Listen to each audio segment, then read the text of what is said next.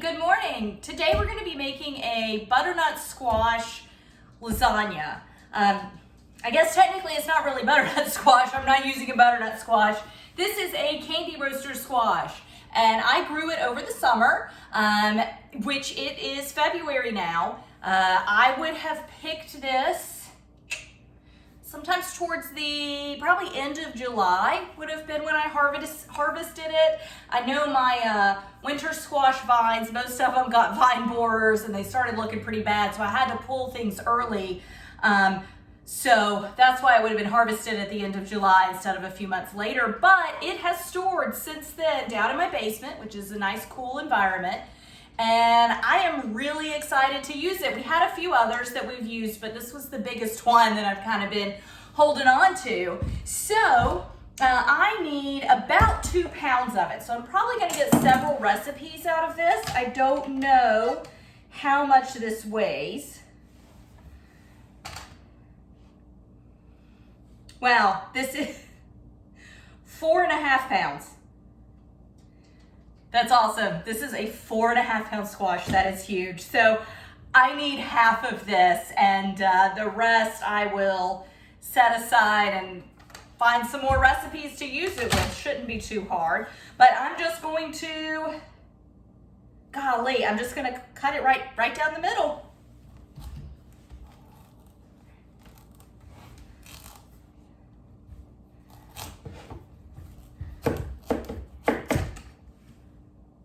All right, so I will work on one end, and what I'm going to do is I am going to treat this like a butternut squash.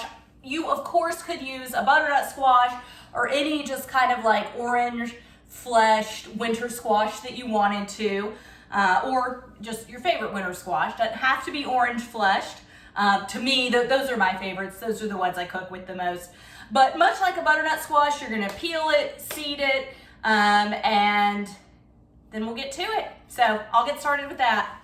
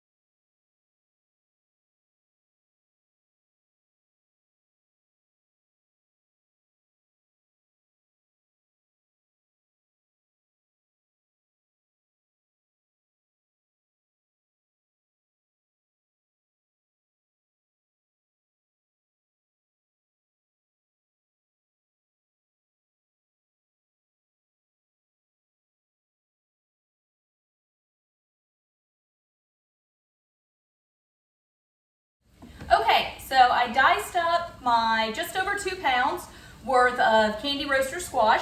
I am turning it into a puree. So I'm gonna add, should have added this first, just got ahead of myself. Just gonna add a little bit of olive oil to keep it from sticking.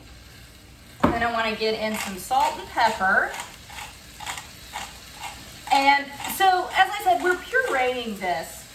If I were doing like a big chunk and just roasting it in the oven and then we would eat it, just roasted chunks of squash, I would have been very meticulous and a little more careful about getting the stringy insides removed, and I got most of them removed, but since this is going to get pureed, I'm a little less concerned about that. Of course, the seeds are all gone. As I said, the majority of that stringy interior that kind of holds the seeds in has been removed, but you probably saw in the video, like some of those chunks had a little bit of string on them. I am not worried about that. So I'm heating this over medium heat. I've got olive oil, salt, pepper. I'm gonna add half a cup of water and give everything a stir. I'm just gonna put the lid on this and let it cook down. It's probably, for this amount of squash, gonna take 20 to 30 minutes to get everything cooked down to a consistency where it can be pureed. But yeah, that's all I'm doing right now. So I will bring you back when it's ready to puree. All right, so I'm gonna let the squash cook down behind me. I don't think y'all can see it, but it is on my stove, my real stove back behind me. And I'm gonna go ahead and start making the bechamel sauce for this lasagna. I'm gonna start with just 4 tablespoons of butter. And to that, I'm going to add 4 tablespoons, or yeah, it is 4 tablespoons. Weird way to say it though. It's a quarter cup. It's a quarter cup of butter. And to that, I'm gonna add a quarter cup of just regular flour. All-purpose flour. So whenever you're making a bechamel, you start by making a roux, which is generally a roux is equal parts fat, usually but not always butter, equal parts fat and flour. So quarter cup of each. Just gonna sprinkle that in.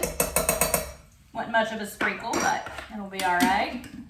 And then I'm gonna whisk it together. I know that y'all cannot see this that well, but I'll show you what it looks like. So roux is really popular in gumbo. That's really, I think, probably the most frequent time you hear of making a roux. And when you're making gumbo, you're gonna cook that flour and butter until it gets really dark. And it can, somewhat like caramel, be a little bit easy to burn once you start getting it that dark. But we're just making a bechamel, which is just a white milk-based sauce. We just really need the flour to not taste raw anymore. So it's a pretty quick little cook, but pretty much it's gonna look like paste. I'm not sure how much you can see that. You can see it a little bit. But it's definitely, I can't see it, so I have to pull this back. Yeah, I can turn the heat down a little, but it's got some body, it's got some consistency, it looks like you can hang wallpaper with it, and it is like a pale blonde color, and keeping it moving is helping to develop that gluten, which is helping to create a sauce. So whenever you are making a sauce that's flour-based, keeping it moving is giving it some body to it, okay?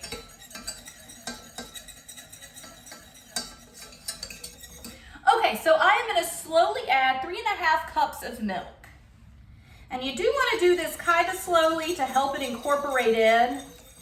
So I'm just gonna stream it in and continue whisking. And then I just kind of stop and give it a minute. Help let that milk warm up and kind of come together with the roux. So bechamel, very, very common sauce. It's the base of a ton of different recipes.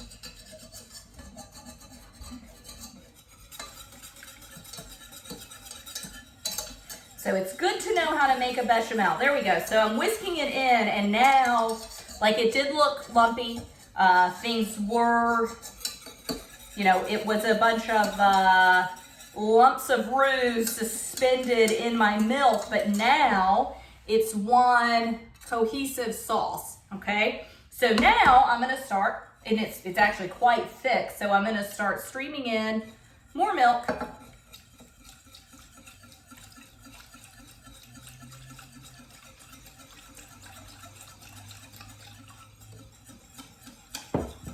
Just give it another minute, just thicken up. It's really satisfying to see it thicken up like as you go. You really want to get that whisk into the corners. It does like to kind of get, the roux likes to get stuck in the corners and not cooperate and whisk in. And whenever you are cooking with milk on a stovetop, milk, half and half cream, any kind of cream-based or milk-based product, keep an eye on it. Milk bubbles over very, very easily. So it's just something you need to be aware of. It'll boil in a second and be like all over your kitchen. Real pain in the butt, to be honest.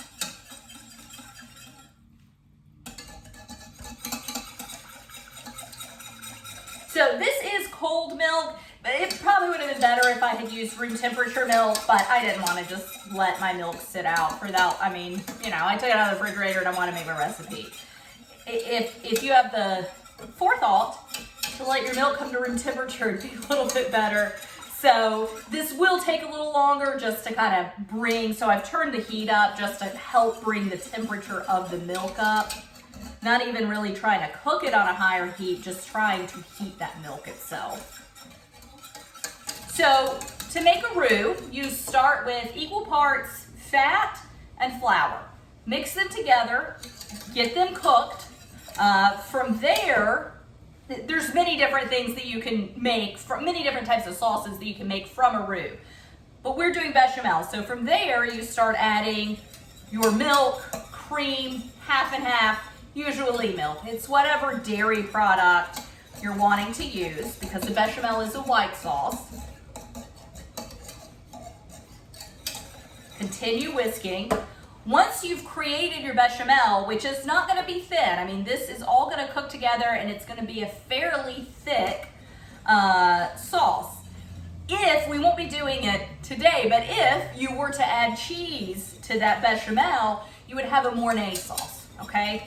So roux, flour and fat, bechamel, flour, fat, and milk, Mornay, flour, fat, milk, and cheese. It's about my limit on sauce knowledge, but there you go. Okay, so this is thickening up really well, so I'm going to start streaming in, and I'm probably just going to go ahead and stream the rest of this in.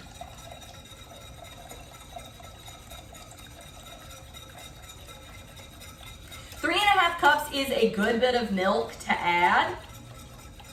So, you know, I just want to make sure I'm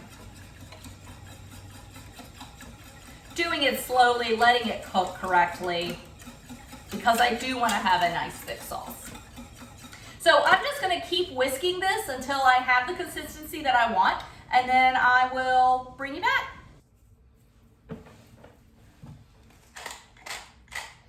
And so I'm going to add just a little more salt and pepper. I was pretty lean on the salt and pepper earlier. And I'm also going to go ahead and add salt and pepper to my bechamel. So keep in mind, there's no seasoning in this yet. It's flour, it's butter, and it's milk. There's not a whole lot of flavor. So you definitely want to add some seasoning to your bechamel. Get that whisked in.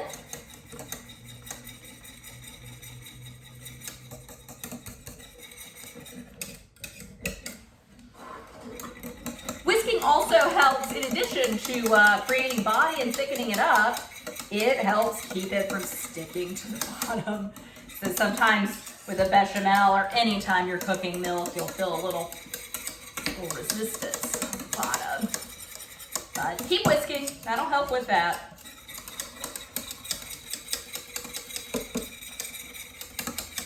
And then I want to add just a little pinch of nutmeg. I'm not even going to measure. This is some pre-ground nutmeg that I have.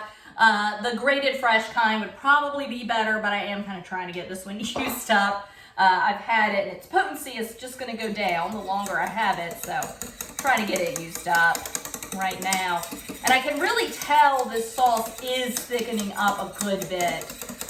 It's not quite there yet, but it's getting there. So I want to get some butter into this. So I'm just going to add 2 tablespoons and then just stir it in. And that's going to help just obviously add a delicious buttery flavor, but it's just going to help make it really like, give it like a smoother, sorry, let me get my cloth on, a smoother texture as well. So I'm just stirring that in until it melts.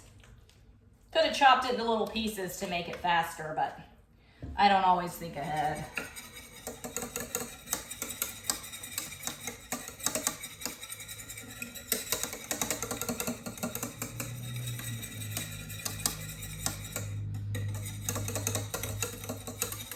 All right, so this is getting really good and thick.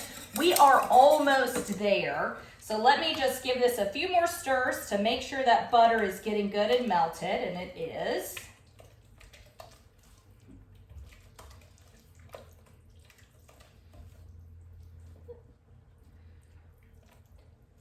And as I'm stirring, I'm also looking for, again, because I just used that hand masher instead of an actual blender, just looking for any chunks that need to be mashed out of it, and I'm not really seeing that many. Okay.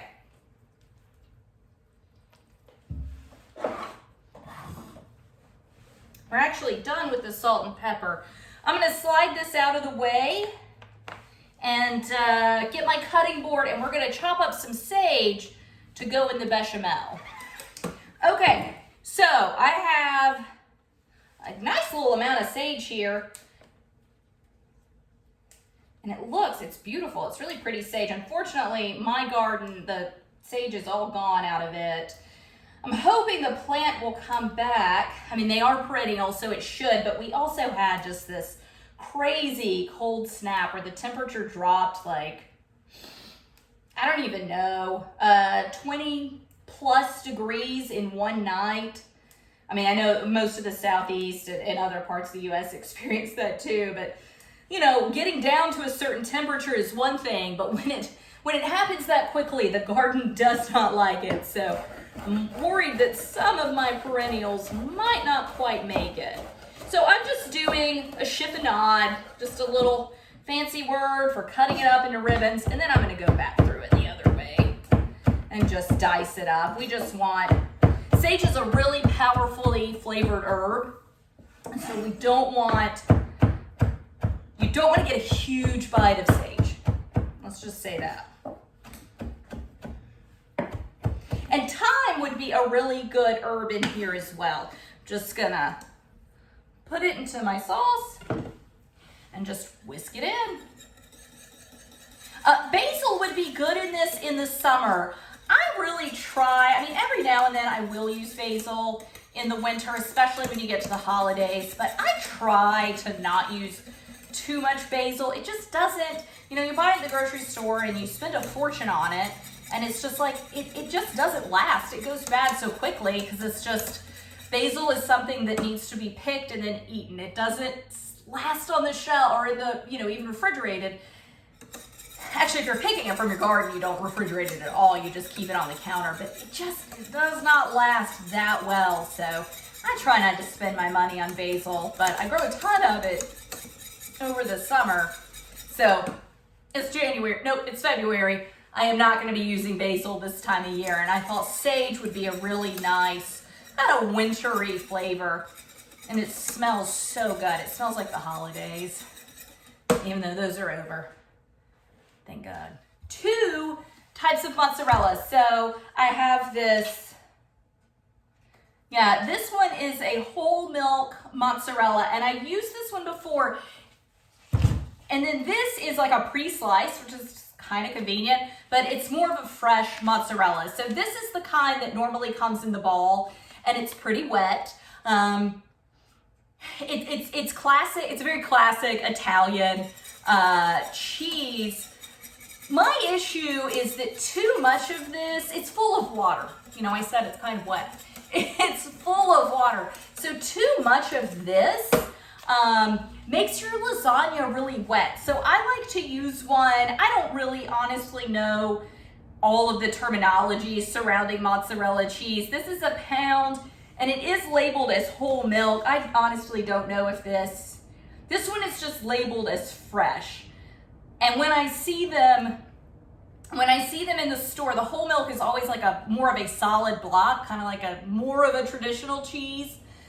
Whereas the fresh is the really, and you can see it, I don't know if you'll be able to see. There's a little bit of a color difference. This one is a very white, and this one's almost like a cream color. So they sell mozzarella in the little, like 1 pound, little rectangular bricks, just like you find like cheddar and Havarti and Colby Jack, or Monterey Jack. There's that mozzarella, and then there's this fresh mozzarella, and honestly, the consistency of this one is between the two. I think the taste is better. I mean, it's less firm than that little brick I'm talking about. I think its flavor's a little better. It's a little more expensive too. So, to each their own. You use the mozzarella that you like, but when I use mozzarella in, this is 2 pounds. No, I'm sorry, this is 1 pound. This is a lot of cheese. So when I'm using this much mozzarella in something like a lasagna, I am gonna try to use this whole milk as opposed to this, like we're gonna put this on the top. I'm gonna use a little bit of this fresh one, but if I were to do the whole thing with the fresh, my Lord, it would be so expensive to do, but there'd be a lot more water in it. And with this, I mean, there's a high water content in my squash. I've got bechamel. I mean, we're already putting so much water into it. I just kind of want to, be smart about it.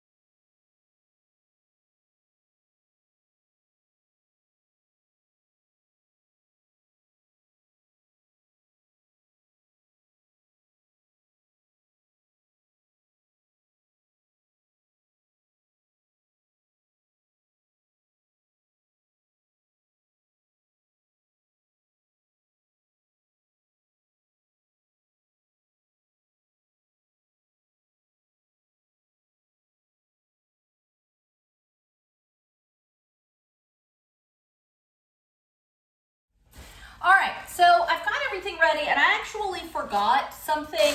I meant to add a half a cup of breadcrumbs to my squash mixture. I'm just gonna do a good handful or so, and that's gonna help it's gonna help spread it out more, and it's gonna help give it just a little more like consistency. I feel like I've said consistency a million times, but alas. Okay, so get this stirred in, and then we are ready to go.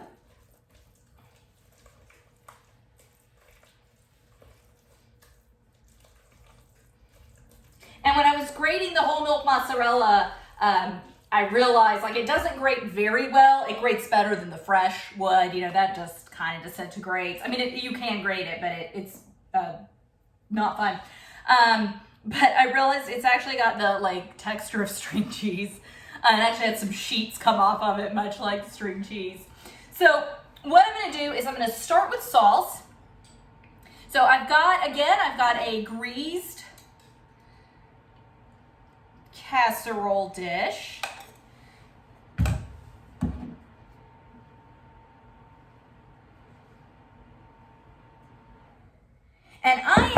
using what I always use, which is the no-cook noodles. I do not have time. I'm not going to spend time boiling lasagna noodles. Just I mean, I've done it. It's just such a pain in the butt. So,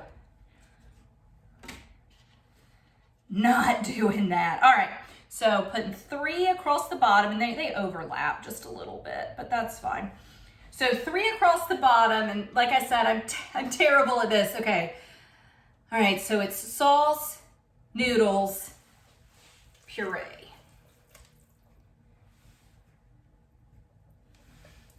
And one thing I have found when you're doing, hang on. Okay. So when you're spreading something on top of something else, so when you're adding this puree in, or when you're like adding the mashed potatoes on top of a shepherd's pie, right? So when you're spreading something on top of something else, especially if that something else isn't a firm layer, right? I've got wiggly sauce underneath this. You've got all the filling in a shepherd's pie underneath those mashed potatoes.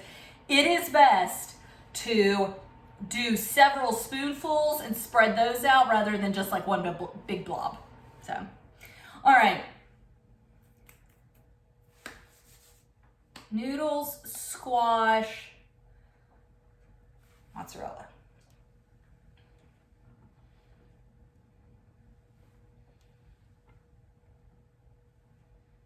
And I'm eyeballing how much I am putting in.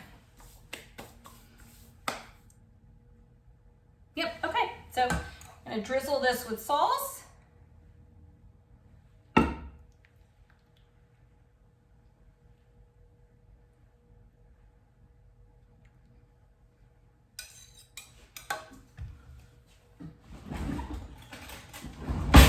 I'm just gonna help myself spread that sauce out just a little bit.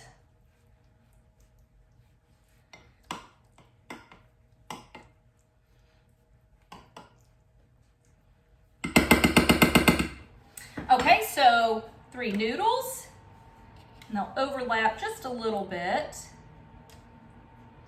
All right, and then, whoops, squash.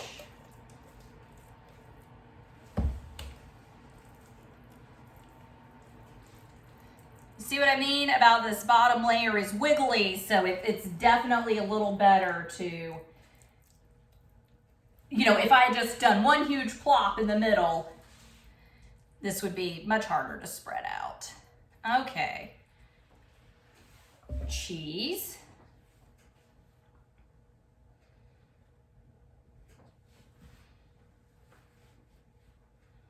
Oh gosh, this is gonna be so good. And this is something that freezes pretty well. I haven't tried this one. In my experience, lasagnas generally freeze pretty well though.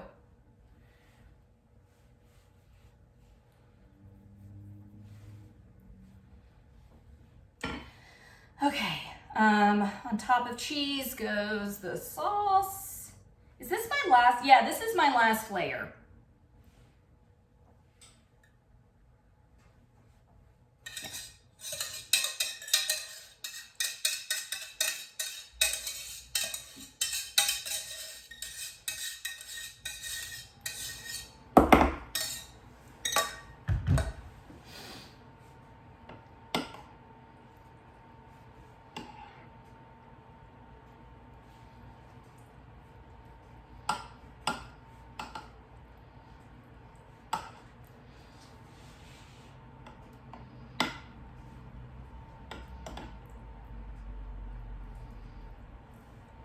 Okay. Oh my God, this looks so good. I am so hungry. I haven't eaten yet today. I'm gonna bake this later for dinner, but I need to make a sandwich. All right, so my dish is actually, it's a little smaller at the bottom than it is at the top. So I'm gonna overlap these just a little more and get a 4th noodle in. There we go. And then finish up my squash.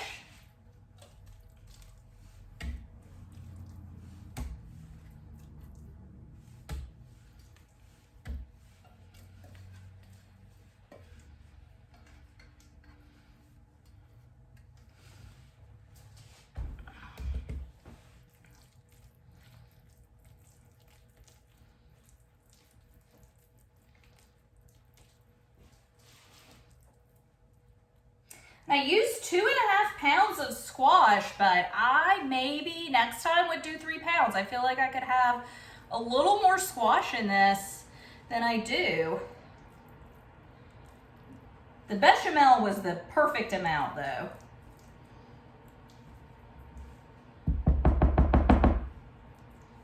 Okay, am I done? I'm just gonna top it off with all the cheeses. I definitely have more cheese than I needed, which is, you know, that's not a complaint, right?